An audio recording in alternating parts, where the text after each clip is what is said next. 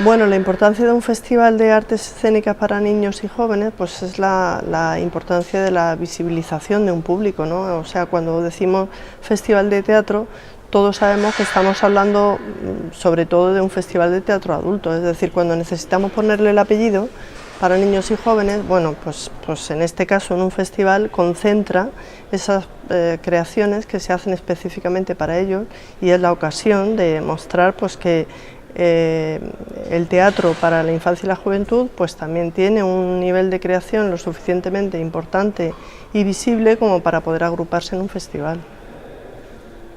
Bajo mi punto de vista, sobre todo de recursos.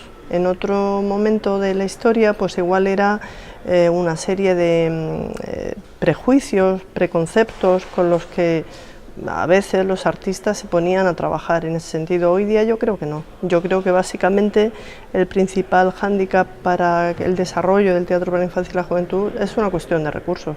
Ciertamente que han crecido, en las últimas décadas han crecido notabilísimamente, pero es insuficiente y si hacemos una comparativa con los recursos que se dedican al teatro, cuando decimos el teatro, que en definitiva es el teatro para adultos, pues si hacemos esa comparativa no lo resiste, es decir, no hay proporción entre digamos, la población infantil y la población adulta, no hay proporción en absoluto con el teatro que se dedica a unos y a otros, ¿no? Entonces, bajo mi punto de vista, básicamente el principal hándicap para el desarrollo es una cuestión de recursos materiales. Bueno, en estas dos últimas décadas, digamos que Teatralia se apreciaba cuando venían formaciones punteras de fuera, pues siempre ha sido un festival con una vocación internacional muy clara. Entonces, cuando venían creaciones muy punteras de fuera de España, pues era como que uno sentía lo pequeñito que era todavía el teatro en ese ámbito en España.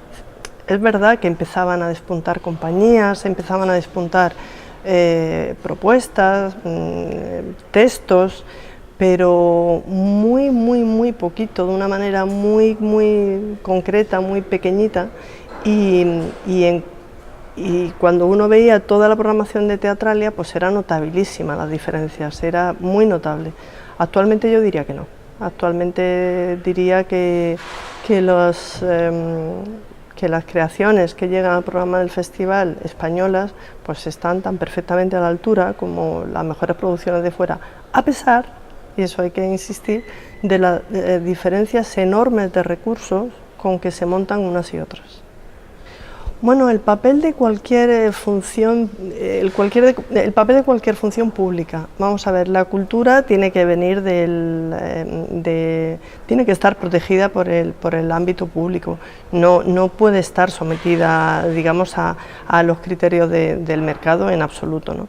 Tenemos muy interiorizado que la cuestión de la sanidad o la educación son cuestiones que deben de refrendarse y que deben de protegerse del ámbito público, y sin embargo la cultura en general todavía lo seguimos viendo como algo un tanto superfluo.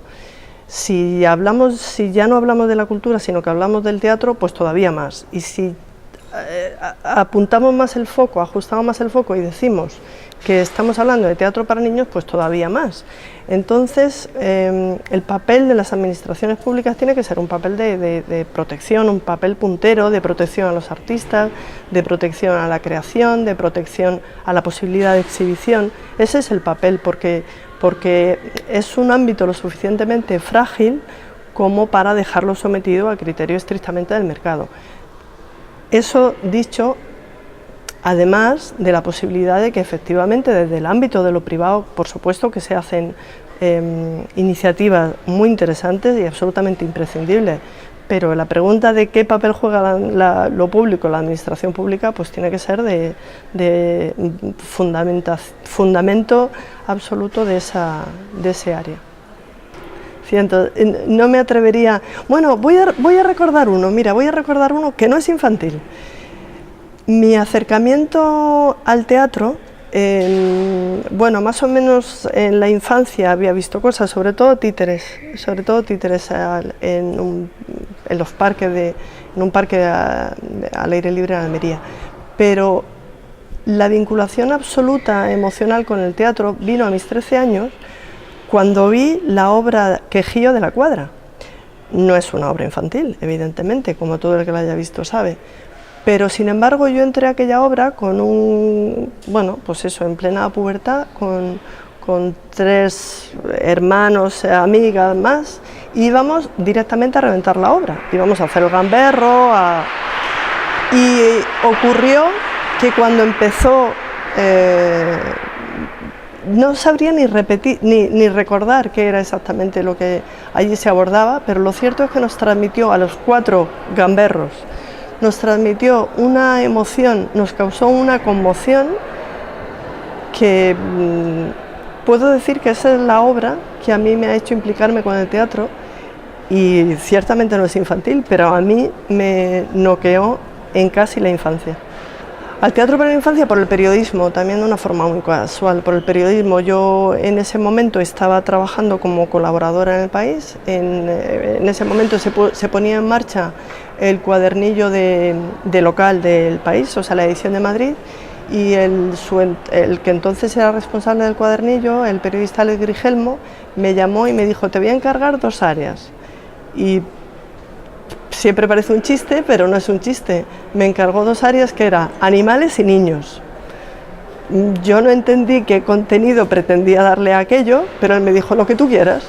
Y lo que yo quise fue, sobre todo, empezar a averiguar qué era el teatro para niños, y por ahí empezó la vinculación.